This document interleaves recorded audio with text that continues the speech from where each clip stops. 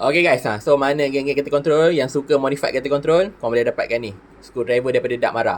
Sebab apa? Bila beli guys, full set dapat. Ada mata Allen key, ada mata bunga, macam-macam mata dia ada. Sebelum ni aku pakai yang jenis macam ni, yang biasa ni lah. Yang ni bagus juga, bukan tak bagus, tapi lambat lah. Macam contoh nak buka ni, ambil masa sikit lah. Kan. Lepas tu nak cabut ni, dia tak ada magnet pula, kena cabut sendiri. Kalau pakai yang Dakmara ni, just tekan je Swiss.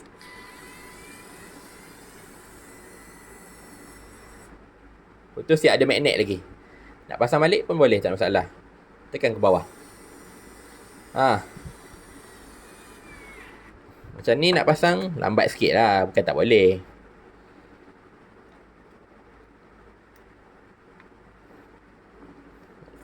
Okey juga kan.